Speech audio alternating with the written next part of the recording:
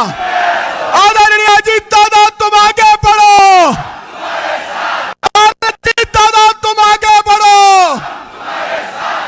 आपल्या सर्वांच्या समोर दादांना विनंती करतो की आपण या मेळाव्याला संबोधित करावं।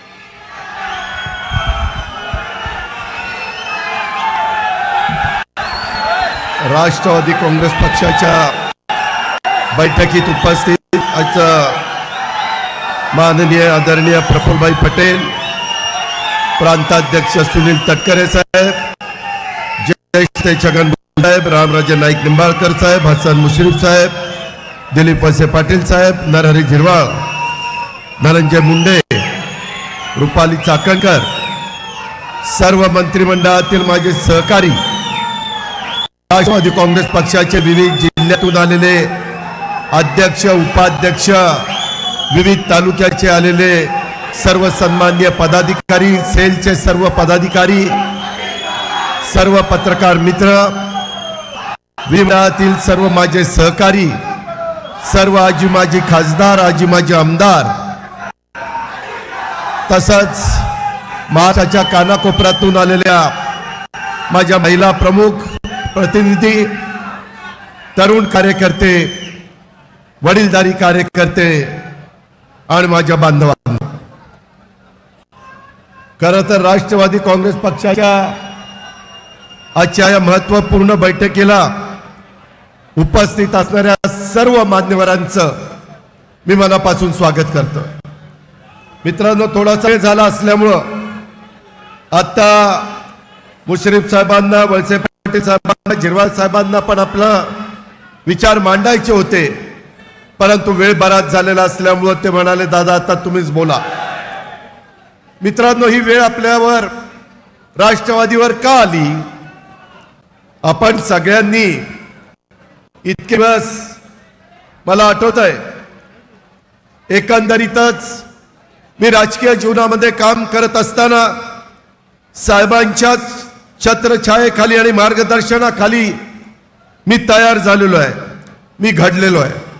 ह्याच्याबद्दल माझ्या मनामध्ये तिळमात्र शंका नाही, परंतु साहेब आपल्या सर्वांचे श्रद्धास्थान आहे, त्याही बद्दल आमचं प्रत्येकाचं ते मत आहे।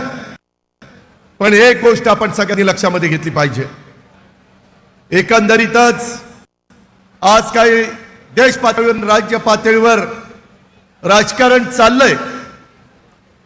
शेवटी एखादा पक्ष आपण कशा करता स्थापन करतो? लोकांचे विकासाची कामं होण्याकरता, सर्व जाती धर्माला या भारतातल्या न्याय देण्याकरता, डॉक्टर बाबासाहेब आंबेडकरांनी जे संविधान दिलंय त्या संविधानाचा आदर करण्याकरता, त्या पद्धतीनं माझे मागासवर्गीय असतील, माझे आदिवासी असतील, माझे अल्पसंख्याक असतील, माझे ओबीसी असतील, माझा भटका समाज असेल, माझा सर्वसाधारण समाज असेल, ह्या सगळ्या जाती धर्माच्या लोकांनी गुण्या गोविंदाने नांदावं, हे छत्रपती शिवाजी महाराजांचं हिंदवी स्वराज्यातलं जे स्वप्न होतं, ते स्वप्न आपल्याला लोकशाहीमध्ये साकार करता आलं पाहिजे, याकरता आपण काम करत असतो। मित्रांनो, मी फार मागे जाणार नाही, कारण नेत्यांनी, आपल्या वरिष्ठ नेत्यांनी सुरुवात 1962 ला केली, विद्यार्थी दशेमध्ये। त्याच्यानंतरचा काळ, काही लोक जन्माला पण आले नव्हते, काळ पुढे सरकत गेला। 67 ला उमेदवारी मिळाली, बारामतीकरांनी निवडून, 72 ला राज्यमंत्री झाले, 75 मंत्री झाले, आणि 78 ला अशाच पद्धतीनं एक प्रसंग उद्भवला, आणि त्यावेळेस आपल्या वरिष्ठ नेत्यांनी वसंतदादा पाटलांचं सरकार बाजूला करून 78 ला, त्यावेळेस साहेब 38 वर्षाचे होते, त्या दिवसापासून महाराष्ट्राने साथ दिलेली आहे। आम्ही राजकीय जीवनामध्ये आलो, आपण सगळ्यांनी साथ दिली। 78 चा काळ गेला, 80 चा काळ आला, 80 ला पुन्हा इंदिराजींची लाट आली।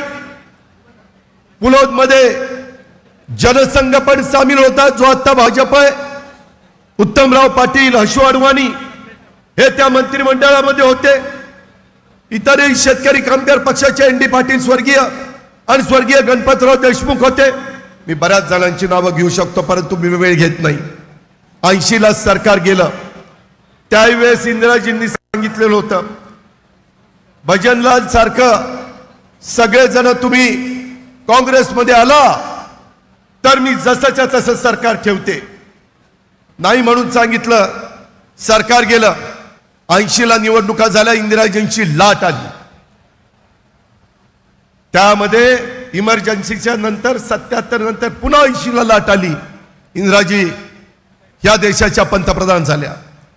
मित्रांनो इतिहास बघितला तर तुमच्या माझ्या देशाला कुणी ना कुणी करिश्मा असणारं नेतृत्व लागतं.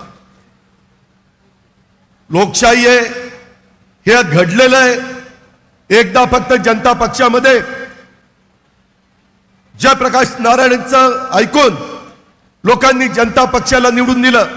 मित्रांनो मला सांगा 77ला देश पातळीवर निवडून आलेला जनता पक्ष आता कुठे आहे? शोधावा लागतोय. का तर करिश्मा असणारा नेता त्या पक्षाला नव्हता. त्याच्यानंतरच्या काळामध्ये 80चा उल्लेख केला. 85ला पुन्हा त्यावेळेस सुरुवातीला समांतर काँग्रेस समाजवादी काँग्रेस अशा वेगवेगळ्या पद्धतीच्या पक्ष साहेबांनी काढले. सगळ्यांनी आपण साथ दिली. त्याच्यानंतरच्या काळामध्ये 85ला काय पुन्हा आपण विरोधी पक्षामध्ये गेलो. मित्रांनो प्रत्येकाचा काळ असतो. इथं बसणाऱ्या माझ्या प्रत्येक महिलेचा प्रत्येक तरुणाचा वडीलधाऱ्याचा काळ आहे. आपण साधारण वयाच्या 25 पासून साधारण 75 पर्यंत उत्तम पद्धतीने काम करू शकतो. एक उत्साह असतो, जोश असतो, समाजाच्या करता काहीतरी करून दाखवण्याची जिद्द असते. तशा पद्धतीनं प्रत्येकाच्या बाबतीमध्ये घडतच असं नाही. परंतु हे सगळं घडत असताना काय झालं मला माहित नाही. आम्हाला सांगण्यात आलं, जनतेला कार्यकर्त्यांना सांगण्यात आलं 86 डिसेंबर 8 आपण आता संभाजीनगर पूर्वीचा औरंगाबाद इथं तिथल्या ग्राउंडवर समाजवादी काँग्रेसमध्ये विलीन झाली. का झाली? नेत्यांनी ठरवलं झालं. त्याच्यानंतर 2 वर्ष नेत्यांना पद मिळालं नाही. परंतु 88ला राजीव गांधींनी पंतप्रधान असताना मुख्यमंत्री पद दिलं. 88 ते 90 एकत्र काँग्रेसमध्ये आपण राहिलो, कामं केली. 90ला पुन्हा निवडणुका झाल्या, पूर्ण बहुमत आलं नाही, अपक्षांनी साथ दिली, पुन्हा आपण कामं केली. 91ला राजकारण बदललं. माझ्यासारख्या कार्यकर्त्याला बारामतीकरांनी लोकसभा मतदारसंघांनी खासदार केलं. प्रफुल्ल पटेल साहेबांना खासदार केलं, अनेकांना खासदार केलं. आणि त्यावेळेस दुर्दैवाने एक घटना अशी घडली की राजूजी आपल्यातून निघून गेले आणि एक लाट आली आणि त्याच्यामध्ये पी.व्ही. नरसिंहरावांना पंतप्रधान व्हावं लागलं. 91ला पुन्हा पी.व्ही. नरसिंहरावांनी सांगितलं की तुम्ही सेंट्रल मध्ये या. आणि साहेब सेंट्रल मध्ये गेले संरक्षण मंत्री म्हणून. महाराष्ट्रामध्ये सुधाकरराव नाईकांच्या नेतृत्वाखाली त्यांनी जबाबदारी दिली. सुधाकरराव नाईकांनी ती पेलली. त्याच्यानंतर बॉम्बस्फोट झाले. पी.व्ही. नरसिंहरावांनी सुधाकरराव नाईकांनी ती पेलली. त्याच्यानंतर बॉम्बस्फोट झाले. पी.व्ही. नरसिंहरावांनी सांगितलं की आता पुन्हा जावा, महाराष्ट्र पेटलाय, जाती जातीमध्ये अंतर पडलंय. जे पुरोगामी विचारांचं महाराष्ट्र आहे, जे शाहू फुले आंबेडकरांच्या विचाराचं आहे, त्या महाराष्ट्राला पुन्हा आपल्याला पूर्व परिस्थिती निर्माण करायची आहे. आणि त्यावेळेस पुन्हा त्या मंत्रिमंडळामध्ये भुजबळ साहेब इतर काही मान्यवर होते आणि 94-95ला ते मंत्रिमंडळ अस्तित्वात आलं. दुर्दैवाने 95ला आपलं सरकार गेलं. भाजप शिवसेनेची युती आली. मनोहर जोशी नारायणराव राणे मुख्यमंत्री झाले, गोपीनाथ मुंडे उपमुख्यमंत्री झाले. तो काळ देखील आपण बघितला. त्याच्यानंतरच्या काळामध्ये 95ला त्यांनी नंतर 99ला निवडणुका लवकर घेतल्या. त्यावेळेस एकत्र काँग्रेस होती. परंतु असं आम्हाला सांगण्यात आलं आपल्याला की सोनिया गांधी परदेशी आहे. सांगितलं होतं का नव्हतं? त्यांनी सांगितलं की परदेशी व्यक्ती या देशाच्या पंतप्रधान होऊ शकत नाही. आपण ऐकलं. 99ला 10 जूनला भुजबळ साहेबांनी पुढाकार घेतला आणि शिवाजी पार्कला सभा झाली. सगळ्या नेतेगणांनी तुम्ही सगळ्यांनी साथ दिली. ते झाल्यानंतर 6 महिन्यातच निवडणुका लागल्या. जून, जुलै, ऑगस्ट, सप्टेंबर, ऑक्टोबर 4च महिन्यात लागल्या. 6 महिने आधी निवडणुका घेतल्या 4.5 वर्षात. आणि त्यावेळेस संपूर्ण मैदान गाजवण्याचं काम हे भुजबळ साहेबांनी केलं. हा इतिहास आपल्याला आठवत असेल. त्याच्यानंतरच्या काळामध्ये मला वाटलं होतं, मी आर पाटील, जयंत पाटील, दिलीप वळसे पाटील, सुनील तटकरे, आम्ही सगळेजण तरुण होतो. आम्हाला पण काहीतरी समाजाच्या करता आपण केलं पाहिजे. आपल्या नेत्यांच्या मार्गदर्शनाखाली केलं पाहिजे. एक सुजलाम सुफलाम अशा प्रकारचा महाराष्ट्र आपण घडवला पाहिजे, जो चव्हाण साहेबांनी, वसंतदादांनी, वसंतराव नाईकांनी आणि त्याच्यानंतरच्या काळामध्ये साहेबांनी असेल, विलासरावांनी असेल, ज्यांनी त्यांनी आपल्या आपल्या परीनं त्याच्यामध्ये भर घातली. हे आपण सगळ्यांनी पाहिलं. परंतु मित्रांनो, आपल्याला त्यावेळेस जागा फक्त 58 मिळाल्या. काँग्रेसला नेतृत्व नसताना देशात होतं, परंतु राज्यामध्ये एवढा ताकदीचा नेता नसताना 75 जागा मिळाल्या. विलासराव देशमुख मुख्यमंत्री झाले, भुजबळ साहेब उपमुख्यमंत्री झाले. आम्ही सगळ्यांनी त्यांच्या मंत्रिमंडळामध्ये कामाला सुरुवात केली. जीवाचं रान केलं. त्याच्यामध्ये मला तर पहिल्या टर्मला बाकीच्यांना महत्वाची खाती मिळाली. दिलीपरावांना मिळालं, आर पाटलांना मिळालं. भुजबळ साहेबांचा तर हक्कच होता. त्याच्या संदर्भामध्ये जयंत पाटलांना मिळालं. मला कृष्णा खोऱ्याचं फक्त 7 जिल्ह्याचं खातं मिळालं. मी खात्या पेरलं. प्रशासनावर माझी पकड आहे का नाही हा महाराष्ट्र जाणतो. मी कधी जातीपातीचं, नात्या गोत्याचं राजकारण केलं नाही. मी त्याच्यामध्ये कधी अडकलो नाही. कोणी कार्यकर्ता आला तर त्याचं काम करून देणं, एवढंच ध्येय डोळ्यासमोर ठेवलं. सकाळ पहाटे कामाला सुरुवात करायचो, आज देखील करतो. रात्री उशिरापर्यंत काम करतो. त्याच्या संदर्भामध्ये हे सगळं कशा करतात की महाराष्ट्र पुढे गेला पाहिजे. देशातलं पहिल्या नंबरचं राज्य म्हणून महाराष्ट्राची सर्व क्षेत्रामध्ये ओळख झाली पाहिजे. हे माझं स्वप्न आहे. आणि त्या पद्धतीनं काम करत असताना त्याच्यानंतरच्याही काळामध्ये आपलं 2004ला सगळ्या भुजबळ साहेबांच्या नेतृत्वाखाली, आर पाटलांच्या नेतृत्वाखाली एवढं चांगलं काम आपण केलं की आपले 71 आमदार आले. काँग्रेसचे 69 आमदार आले. मी एवढं मला पक्षामध्ये महत्वाचं स्थान नव्हतं, कारण मी छोटा कार्यकर्ता होतो. भुजबळ साहेब, पिचड साहेब, विजयदादा, पदमसिंह पाटील, दिल्लीमध्ये प्रफुल्ल पटेल साहेब, हे सगळे प्रमुख नेते होते. त्याच्यामध्ये सोनियाजींनी विलासरावांना सांगितलं की सगळ्यात जास्त जागा त्यांच्या आलेल्या आहेत, आता आपल्याला त्यांना मुख्यमंत्रीपद द्यावं लागेल. स्वर्गीय विलासरावजी हयात नाहीयेत. मित्रांनो, मी अतिशय स्पष्ट बोलणारा कार्यकर्ता. त्याच्यामध्ये आम्हाला विलासरावांनी सांगितलं आता तुमच्यामध्ये कोण होईल. त्यावेळेस भुजबळ साहेब, आर पाटील. माझी काही त्यावेळेस इच्छा नव्हती, कारण हे प्रमुख नेते म्हणून काम करत होते. खरं आहे, ते आपण मान्य केलं पाहिजे. सगळंच आपल्याला मिळालं पाहिजे असा हव्यास कुणी मनामध्ये ठेवता कामा नये. पण 4 खाती जास्त घेऊन, 4 मंत्रीपद जास्त घेऊन आलेली संधी राष्ट्रवादी काँग्रेस पक्षाला उभ्या भारताने बघितलं होतं. संधी आली होती. मी आज तुम्हाला सगळ्यांना सांगतो, 2023 मध्ये ती संधी मिळाली असती तर आजपर्यंत राष्ट्रवादी काँग्रेस पक्षाचाच मुख्यमंत्री तुम्हाला महाराष्ट्रामध्ये दिसला असता. आम्ही कुणी कामामध्ये कमी आहोत का? आम्ही कुठं लोकांच्या मध्ये मिसळायला कमी आहोत का? आम्ही आमच्या आया बहिणीचा आदर करायला आम्ही कमी आहोत का? आम्ही वडीलधाऱ्यांचा आदर करायला कमी आहोत का?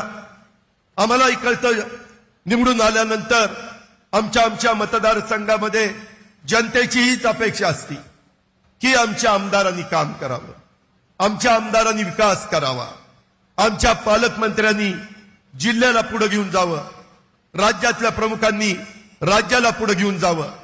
आणि तशाच पद्धतीनं आजपर्यंत मी काम करत आलेलो आहे. इथून पुढच्या काळामध्ये देखील तुमच्या आशीर्वादाने, तुमच्या मदतीनं, तुमच्या साथीनं, या सगळ्या नेते मंडळींच्या सहकार्याने उद्याला आपल्याला पुढे जायचंय.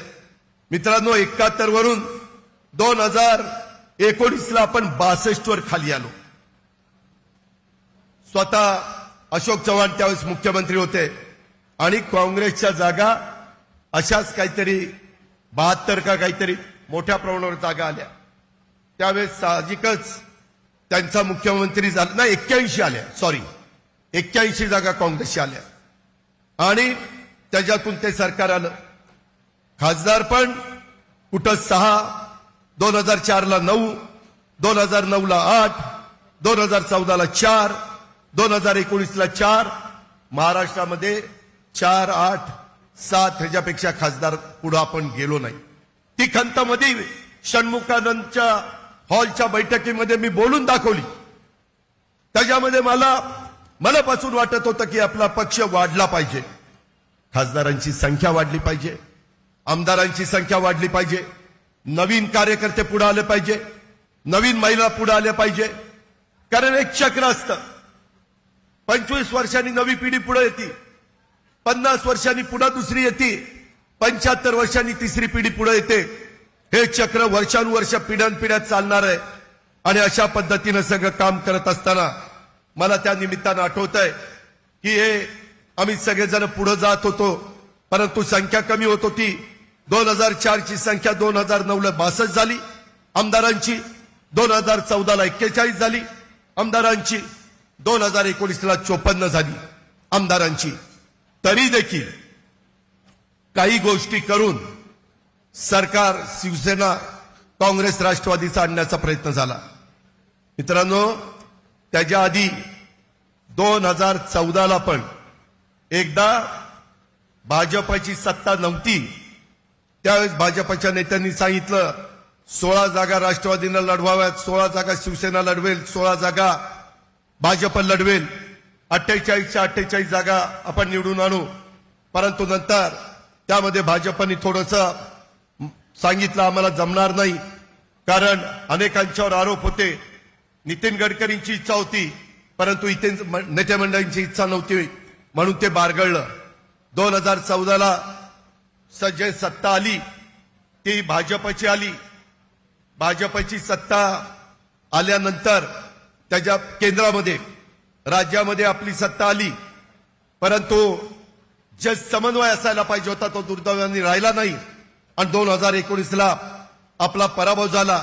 41 आपण आलो, काँग्रेस 42 आली आणि विरोधी पक्षामध्ये आपल्याला सगळ्यांना काम करावं लागलं. आम्ही पण काम केलं, पण नेहमी 71, 62, 58, 41, 54 ह्याच्या पुढे आपण गेलो नाही.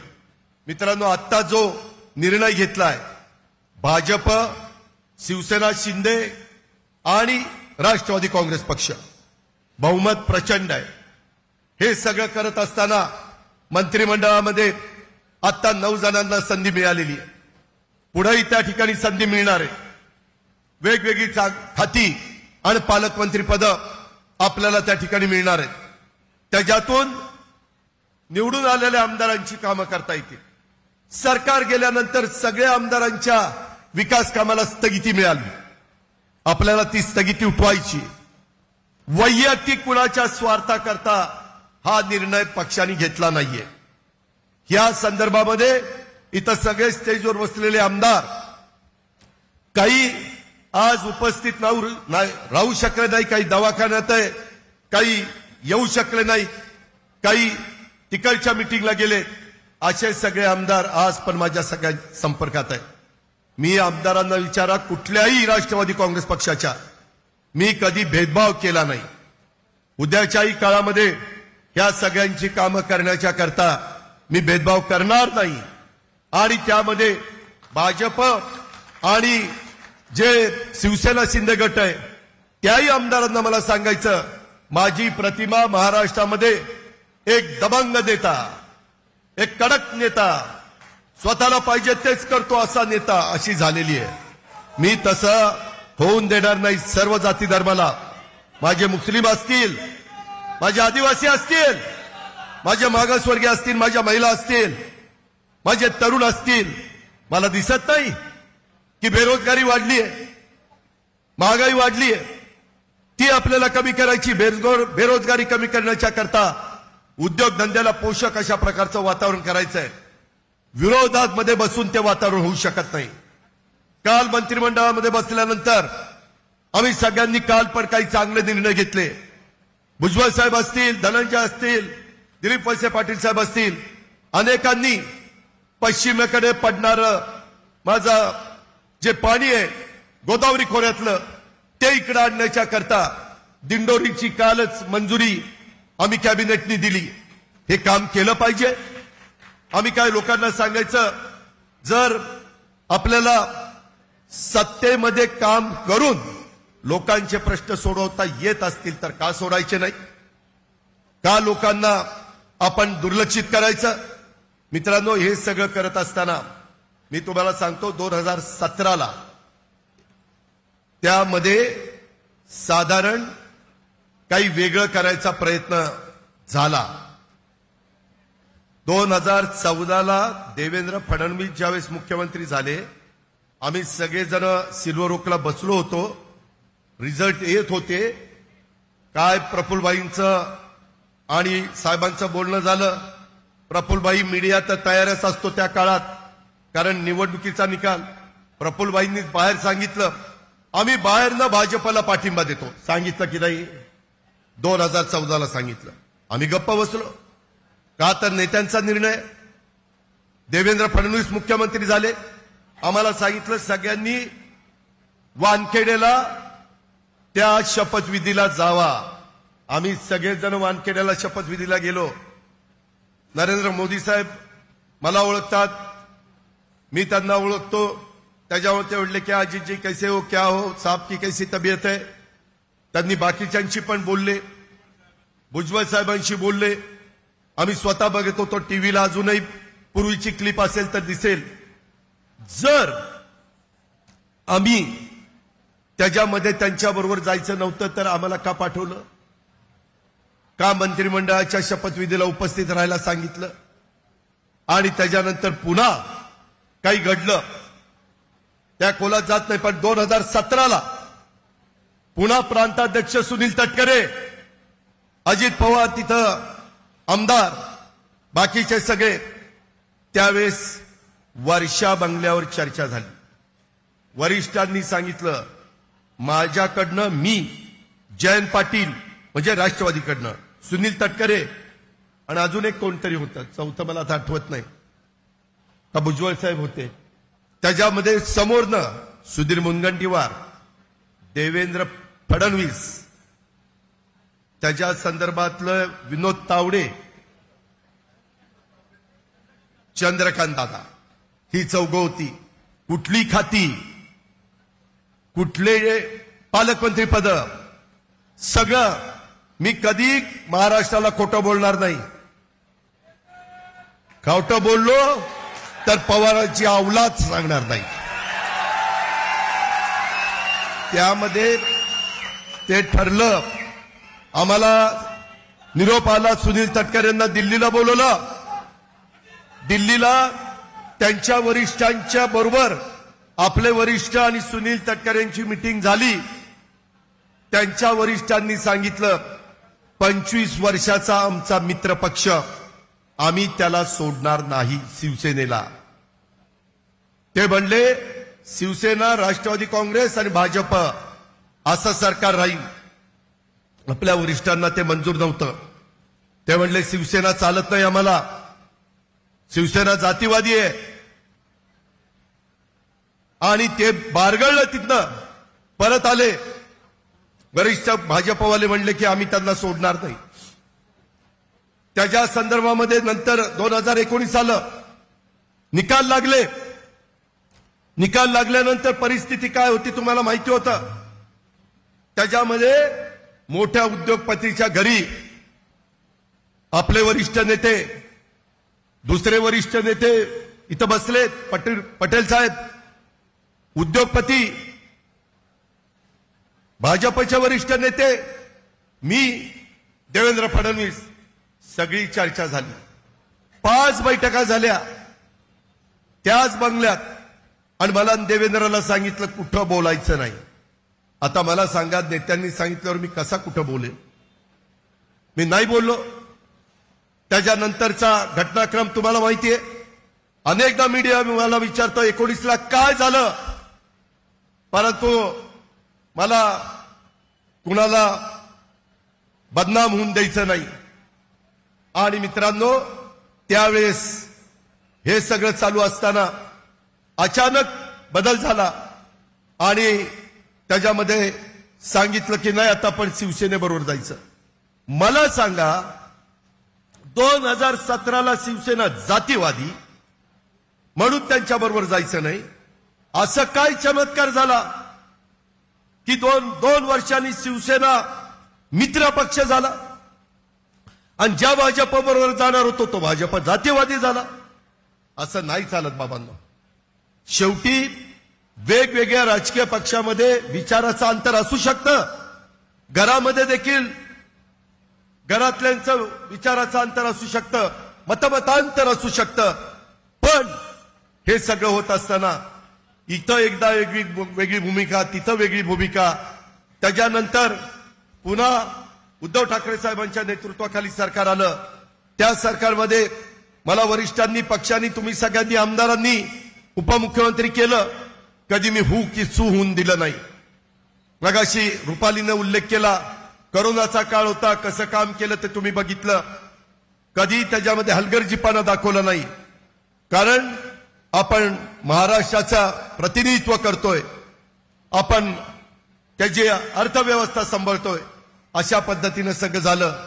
मित्रांनो, तोही काळ तुम्ही बघितला. दुर्दैवाने काय घडलं मला माहिती नाही. शिंदे साहेबांनी वेगळी भूमिका घेतली. आम्ही वेळोवेळी आमच्या वरिष्ठांना सांगायचो काहीतरी वेगळं घडतंय, काहीतरी वेगळं घडतंय. आम्ही मुख्यमंत्र्यांना सांगायचो की मुख्यमंत्री महोदय, थोडीशी अस्वस्थता शिवसेनेमध्ये आहे, लक्ष द्या, तुम्ही राज्याचे प्रमुख आहात. परंतु घडायचं ते घडलं. मित्रांनो, आज इथं सगळे आमदार बसलेले आहेत. त्या आमदारांना विचारा, माझ्याच उपमुख्यमंत्री महोदयांच्या चेंबरमध्ये, मी मला कशाला महोदय म्हणतो, उपमुख्यमंत्र्यांच्या चेंबरमध्ये मीटिंग झाली.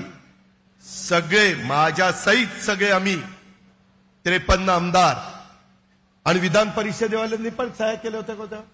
विक्रम, 9 लोकांनी, सगळ्यांनी, जेवढे आता राष्ट्रवादीचे आमदार आहेत, सगळ्यांनी सह्या करून एक पत्र तयार केलं. पत्र ड्राफ्ट केलं या सद्ग्रस्तांनी, हसन मुश्रीफ साहेबांनी, आणि ते सगळ्यांनी ऐकलं, सगळ्यांनी पाहिलं. ते पत्र ड्राफ्ट करून सगळ्यांनी सह्या केल्या. आपल्या वरिष्ठांना विनंती करा की सरकारमध्ये आपण गेलं पाहिजे, कामं होणार नाहीत, अडचणी येतील, विकास होणार नाही, जनतेचे प्रश्न सुटणार नाही. लोक आपल्याला विचारतील की बाबा तुम्ही निवडून जाऊन काय केलं. काही तर पहिल्या टर्मचे आमदार, माजी दिलीपरावांची, भुजबळ साहेबांची सोडून द्या, आम्ही 7-7 टर्म, 6-6 टर्म, 8-8 टर्मचे आमदार आहोत. पण बाकीच्या आमदारांना वाटतं ना आमचे पिण्याच्या पाण्याचे प्रश्न सुटावेत, आम्हाला 25-15चा निधी मिळावा, 30-54चा मिळावा, आम्हाला त्या ठिकाणी वेगवेगळ्या पद्धतीनं निधी मिळावा, ठोक तरतूद मिळावी. मित्रांनो, आम्ही करत होतो. आम्हाला सांगितलं आता असं करा. प्रफुल्ल पटेल, अजित पवार आणि जयंत पाटलांची कमिटी केली आणि म्हणले तुम्ही जावा आणि भाजपच्या वरिष्ठांशी बोला. भाजपच्या वरिष्ठांनी सांगितलं फोनवर, असली गोष्ट फोनवर बोलून चालत नाही, तुम्ही इंदूरला या. इंदूरला तिकीट काढली.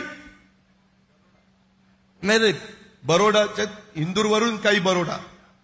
आम्हाला वरिष्ठांनी सांगितलं तुम्ही तिकडे गेला तर मीडियाला कळेल.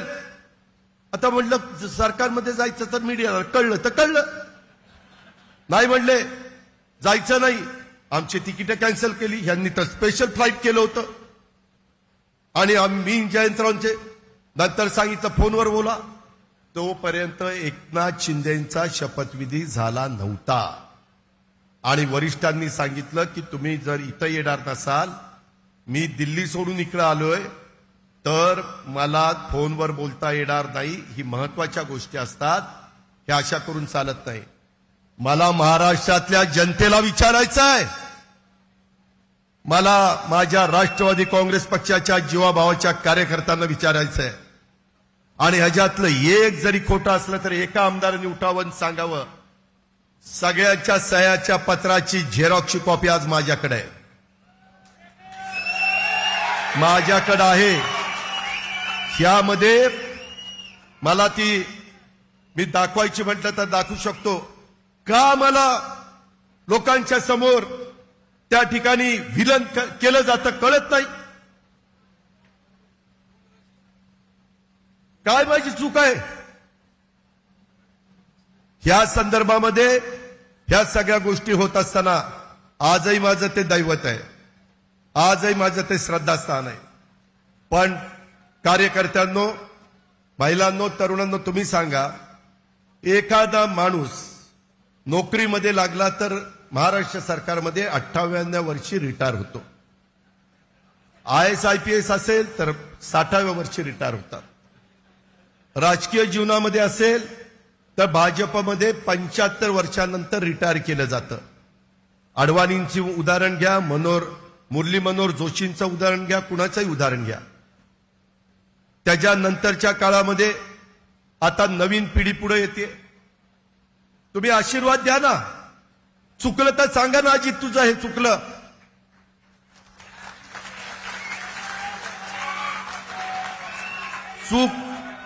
चूक मान्य करून दुरुस्त करून पुढे जाऊ.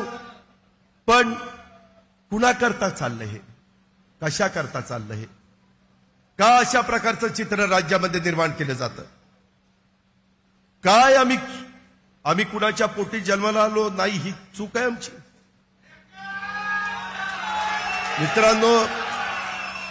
मित्रांनो,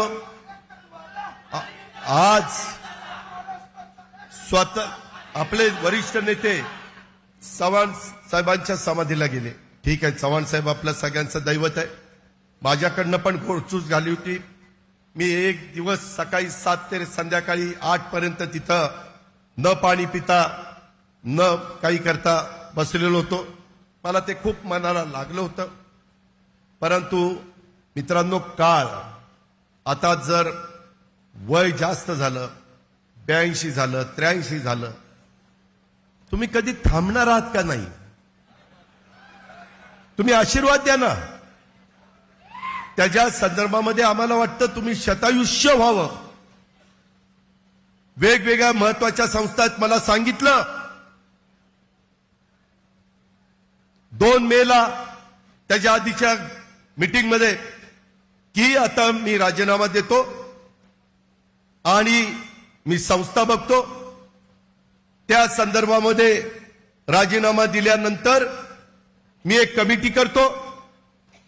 ती कमिटी केल्यावर तुम्ही सगळे प्रफुल्लबाई, सुनील तटकरे, जयंत पाटील, त्याच्यामध्ये भुजबळ साहेब, धनंजय मुश्रीफ साहेब, अनिल देशमुख, सगळे तुम्ही प्रमुख बसा आणि ते बसून सुप्रियाला राष्ट्रीय अध्यक्ष करा. आम्ही तयार झालो. तेही आम्हाला मान्य होतं. मित्रांनो, पुन्हा 2 दिवसात काय घडलं कुणास ठाऊक. त्याच्यातनं सांगितलं की आता मी मागे घेतो राजीनामा मागे घ्यायचा होता तर दिला कशाला, तेही मला कळलं नाही. आणि मला महाराष्ट्रातल्या जनतेने सांगा, आज आमच्यामध्ये धमक किंवा ताकद नाही का सरकार चालवायची? आहे. आज महाराष्ट्राच्या राजकारणामध्ये जे काही 4-5 जण प्रमुख नेते म्हणून पाहिले जातात, त्याच्यात माझं नाव कुठंतरी येते का नाही शेवटचं? मग आम्हाला का आशीर्वाद दिला जात नाही? घरात देखील 60 वर्ष झाल्यानंतर नवीन मुलगा आला की त्याला सांगितलं जातं, आम्ही शेतकरी घरातली माणसं, शेतकरी सांगतो की बाबा रे आता तू 25 वर्षाचा झालाय, तू आता शेती बघायची, मी तुला सल्ला देईन. ही पद्धत आहे. उद्योगपतींची पण तीच पद्धत आहे. परंतु बरं आत्ता केलं जातं. आत्ता जो काही हट्ट, मी सुप्रियाशी बोललो, अगं सुप्रिया, आपण एका घरातली एका कुटुंबातली होत, लहानाची मोठे झालोत, काहीतरी सांग. ते हट्टी आहेत, ते ऐकत नाहीत कुणाचं. असा कसला हट्ट आहे का? आमचा आदर आहे, मी म्हणतो खरंच आदर आहे, पण हे कुठंतरी महाराष्ट्रातल्या जनतेला पण कळलं पाहिजे. आता सांगितलं की काही काही आमदारांना बोलून घेतलं जातं, ते भेटले नाही तर त्यांच्या पत्नीला फोन केला जातो, त्यांना भावनिक बनवलं जातं.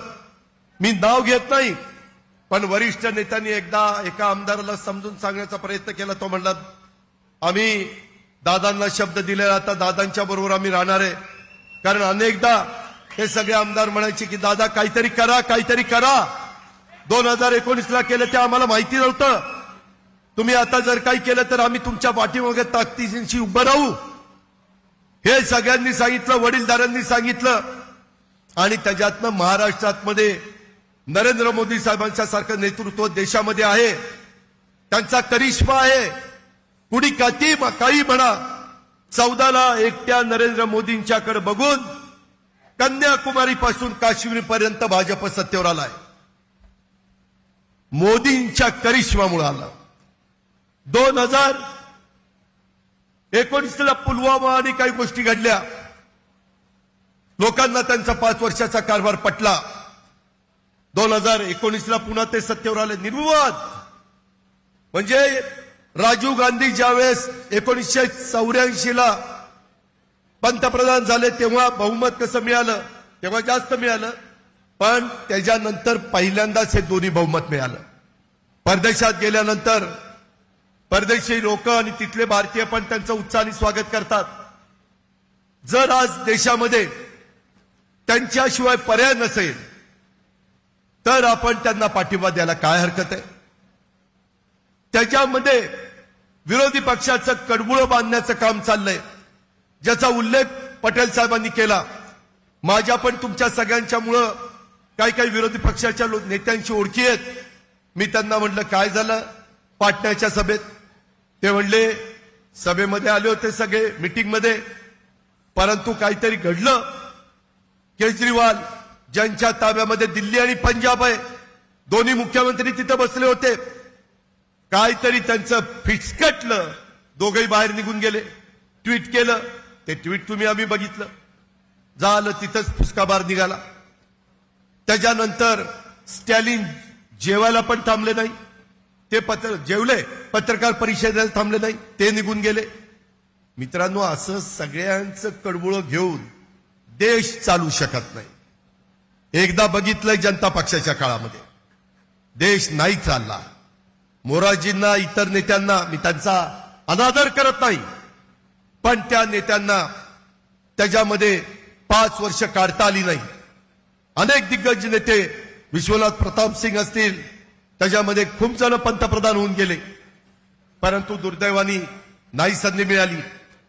मी मित्रांनो आपल्याला सगळ्यांना सांगतो की आता आम्हाला अनेक बैठकामध्ये या सगळ्या पहिल्या राजनीतीतल्यांना विचारा, आमच्या वरिष्ठांनी सांगितलं 2024 मध्ये देखील मोदी साहेबच येणार. सांगितलं की नाही? मी खोटं नाही बोलणार बाबांनो, मला काय मिळवायचं खोटं बोलून? खूप काही तुम्ही प्रेम दिलं, खूप काही 4-4 वेळेला का 5-5 वेळेला उपमुख्यमंत्री झालो, माझं तर रेकॉर्ड झालं, पण तिथंच गाडी थांबते, पुढं काही जाईना.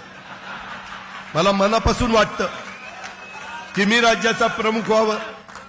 माझ्या मनामध्ये काही गोष्टी आहेत, त्या राबवायचं म्हटलं तर प्रमुख पद लागतं.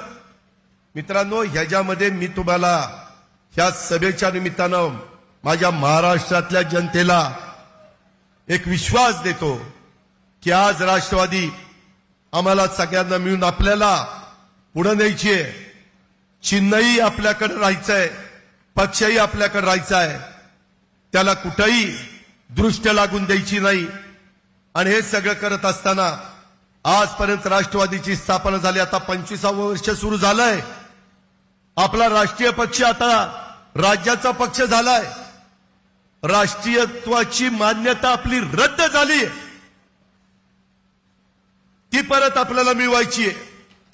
मी तुम्हाला सांगतो, हे जे काही तुमच्या सगळ्यांच्या मदतीनं मी केलंय, नेत्यांच्या मदतीनं केलंय, त्यामध्ये 2024ला ज्या निवडणुका होतील ना, त्यामध्ये राष्ट्रवादीचा जो जास्तीत जास्त 71चा आकडा 2004चा आहे, तो आकडा कुठल्याही परिस्थितीत पुढे घेऊन आम्ही जाणारच.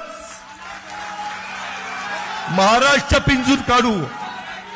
मराठवाडा, विदर्भ, उत्तर महाराष्ट्र, कोकण, पश्चिम महाराष्ट्र सगळं पिंजून काढू. पायाला भिंगरी बांधल्यासारखं फिरू. माझी अजूनही माझ्या दैवताला विनंती आहे, आमच्या वरिष्ठांना विनंती आहे की अजून पण आशीर्वाद त्या ठिकाणी पांडुरंगाने आम्हाला द्यावा, विठ्ठलाने आम्हाला द्यावा. त्यामध्ये तुम्ही आता आम्हाला सांगितलं जातं की आता सभा सुरू होणार आहेत. पहिली सभा दिलीप वळसे पाटलांच्या आंबेगावमध्ये. अरे काय दिलीपरावांनी चूक केली? मतदारसंघ बांधलाय. उद्याच्याला आम्हाला पण, मलाही थोडं बोलता येतं, भाषण करता येतं, लोक माझं ऐकतात.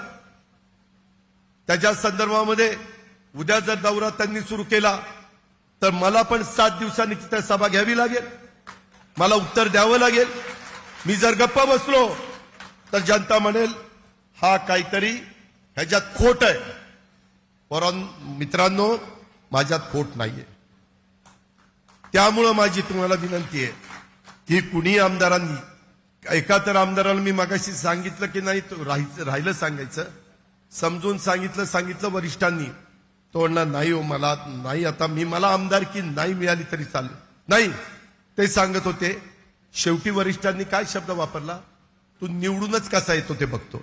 अरे तुमची मुलं ना ती साथ दिली, ही भाषा दैवतांनी करायची, वरिष्ठांनी करायची.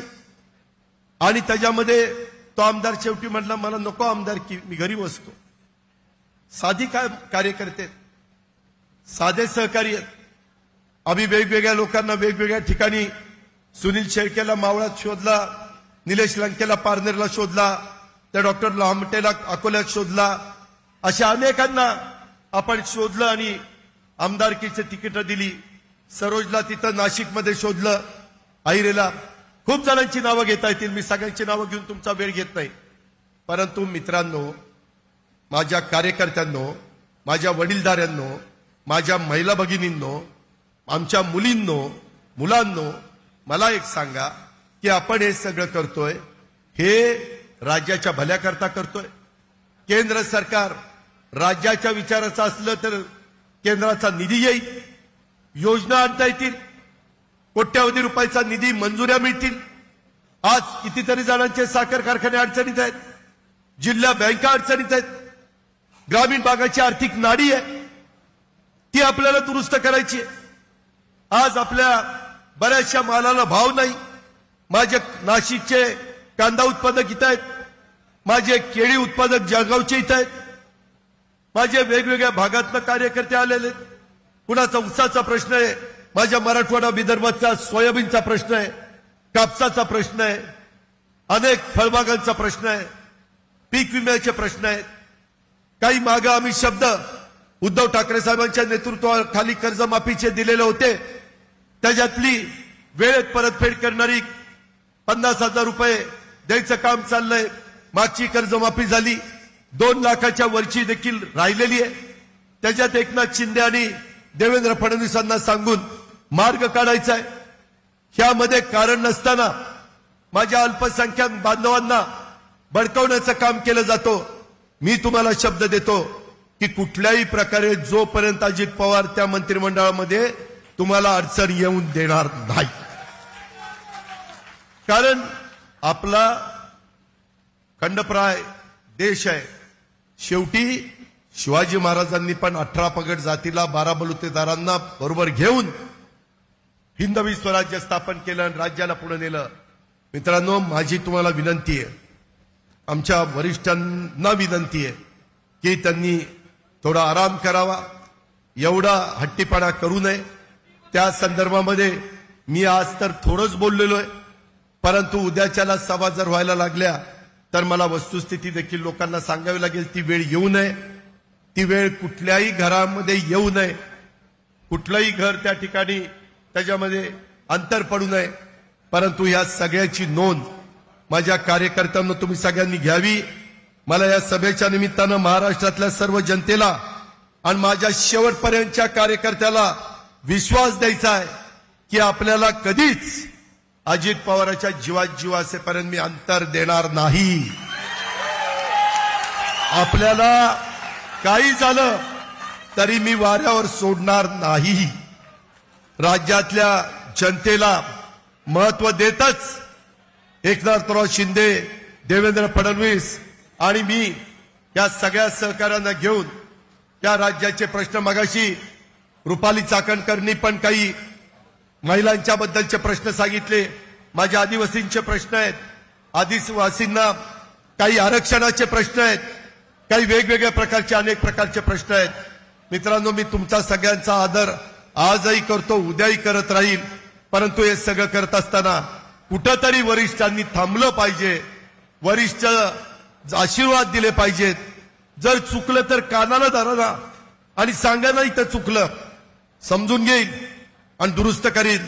पण ह्या पद्धतीनं कुठंतरी वेगळ्या प्रकारचं राजकारण हे मी पण कधी करणार नाही.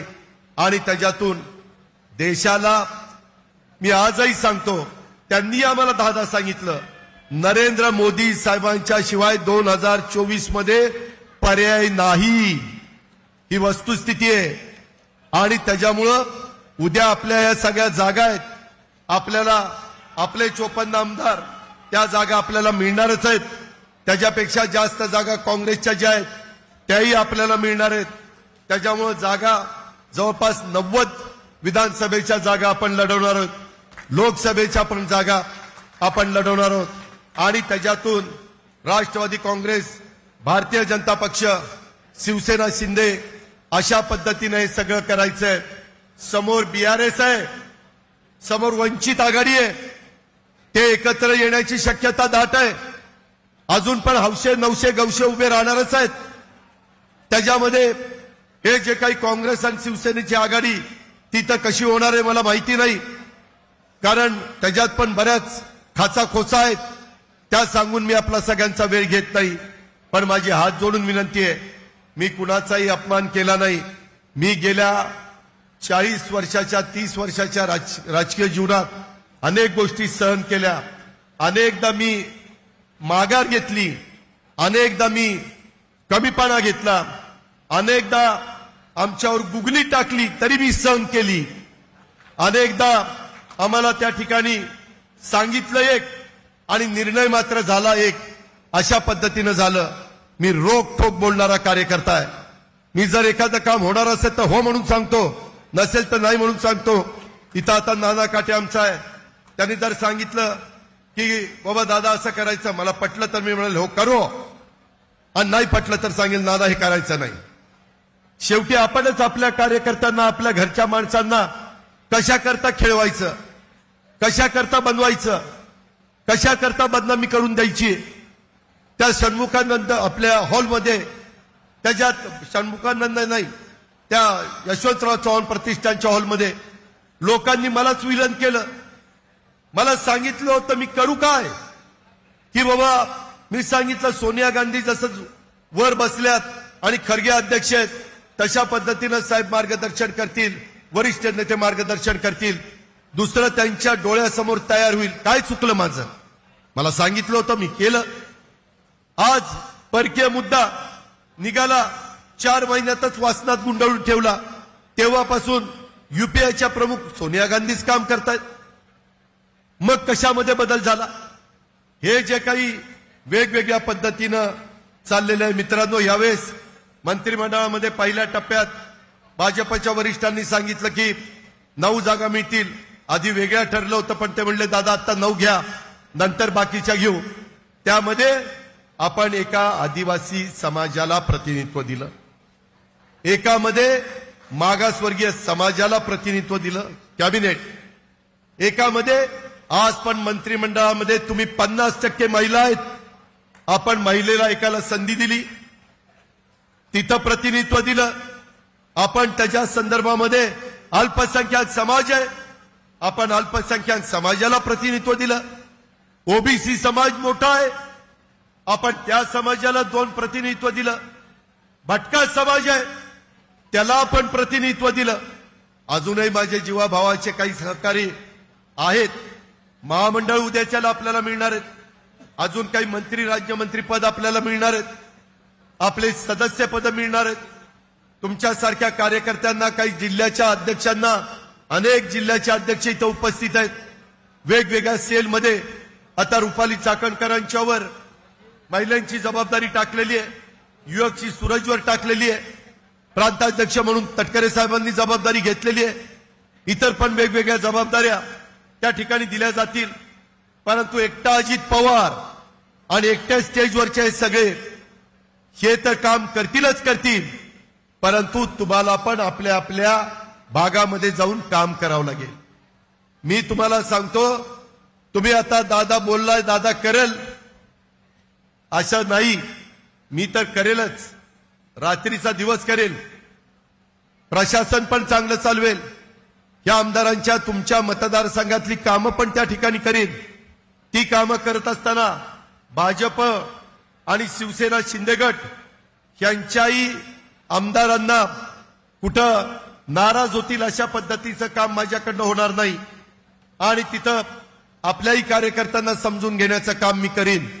आणि हे आमदारांना तर ज्या काही विकासाच्या बाबतीमध्ये राहिलेल्या 1.5 वर्षामध्ये जे 1 वर्ष बॅकलॉग पडलाय, तो बॅकलॉग देखील त्यांच्या भागातल्या जनतेचा विकासाचा भरून काढण्याचा शब्द आज मी तुमच्या सगळ्यांच्या साक्षीने या ठिकाणी देतो. मित्रांनो, त्याच्यामध्ये शेवटी ते आपले दैवतच आहेत, परंतु त्यांनी जसं प्रफुल्लभाईंनी विनंती केली, भुजबळ साहेब बाकीच्यांनी विनंती केली, मी साष्टांग नमस्कार करून विनंती करतो की अजून पण त्या संदर्भामध्ये मार्ग काढावा. काही आमदारांची ससे उलपट होती, इकडं आड तिकडं वीर. काही आमदार म्हणतात की दादा त्याच्यातनं काहीतरी ठरवा, आणि काही तर असे लोक बरोबर घेतलेत की त्या लोक त्या संबंधात त्या एकंदरीत संघटनेचं वाटोळ करतील. तुम्ही म्हणाल कोण? उदाहरण देतो, ठाण्याचा पठ्या. आता त्या ठाण्याचा त्यांच्यामुळं गणेश नाईक आपला पक्ष सोडून गेले, संदीप नाईक पक्ष सोडून गेले, सुभाष भोईर पक्ष सोडून गेले, निरंजन डावखरे पक्ष सोडून गेले. वसंतराव डावखरे वयस्कर असताना मला म्हणायचे, दादा साहेब काय ह्याला मोठं करतात. त्याच्यामध्ये सांगितलं गणेश नाईक. त्याच्यामध्ये अनेक जण मला आता ते भेटतात सगळे. मला वाटतं किसन कथोरे गेले, खूप जण गेली. अहो, आपल्या मध्ये जीवाभावाचे कार्यकर्ते असे असले पाहिजेत की त्यांनी स्वतः तर तिथं नेतृत्व केलंच पाहिजे, परंतु बेरजेचं राजकारण केलं पाहिजे. एकेका मंत्र्यांनी 4 आमदार तरी निवडून आणा. मी या 9 लोकांना सांगितलं तुम्ही 4 आणा, बाकीचं आम्ही सगळे बघतो. पुढचे मंत्री होणार आहेत त्यांनी पण तसं करावं. परंतु तिथं तर आपले आमदार घालवणाऱ्यालाच नेता केले. आता जसं काही स्पोक्समन त्या ठिकाणी बोलून सांगल्याचं वजवाटोळ करतात, तशा पद्धतीचं काम ती व्यक्ती त्या ठिकाणी केल्याशिवाय राहणार नाही, असं माझं ठाम मत आहे. माझी तुम्हाला विनंती आहे, मी शपथ घेतल्यापासून ज्या उत्साहाने कार्यकर्ते येत आहेत, फोन येत आहेत, ट्विट करतायत, SMS येत आहेत, त्याच्यामध्ये आज पण प्रचंड संख्येने महिला, सगळ्यांना मला संपर्क साधता आला नाही, सगळ्यांशी मला बोलता आलं नाही, सगळ्यांशी मला त्या ठिकाणी निरोप पाठवता आले नाही. परंतु मित्रांनो, कार्यकर्त्यांनो, महिला भगिनींनो, तरुणांनो, मी इथून पुढच्या काळामध्ये राज्यामध्ये सगळीकडे फिरीन, त्या संदर्भामध्ये भूमिका समजून सांगण्याचा प्रयत्न करीन. उद्याची अजून आपल्याला म्हणजे माझ्यासारखा 10 वर्ष तरी काम करू शकतो. त्याच्यामुळं 2024ची निवडणूक असेल, 2029ची निवडणूक असेल, नवीन कार्यकर्त्यांना आपल्याला पुढे आणायचंय. ह्या आमदारांच्या बरोबर नवीन आमदार देखील आपल्याला त्या ठिकाणी करायचे आहेत. अशा प्रकारची टीम, राष्ट्रवादी काँग्रेस पक्षाची मजबूत टीम आपल्याला त्या ठिकाणी करायची आणि त्याच्यामध्ये सर्व जाती धर्माच्या लोकांना नुसतं भाषणात सांगून नाही, कृतीमध्ये न्याय देण्याचं काम करायचंय. त्याच्यामध्ये प्रश्नाची उकल करून न्याय देण्याचं काम करायचंय. त्याच्यामध्ये तुम्ही माझ्यावर जी जबाबदारी टाकलेली आहे ती जबाबदारी पार पाडण्याच्या करता हा अजित पवार कुठं तसूभर देखील कमी पडणार नाही याबद्दलचा विश्वास आणि शब्द तुम्हाला सगळ्यांना देतो. तुम्ही सगळ्यांनी आम्हाला आशीर्वाद द्या. त्या आशीर्वादाला निश्चितपणे मी जागा राहील अशा प्रकारची खात्री देतो आणि मी आपल्या सगळ्यांची रजा घेतो. जय हिंद, जय महाराष्ट्र.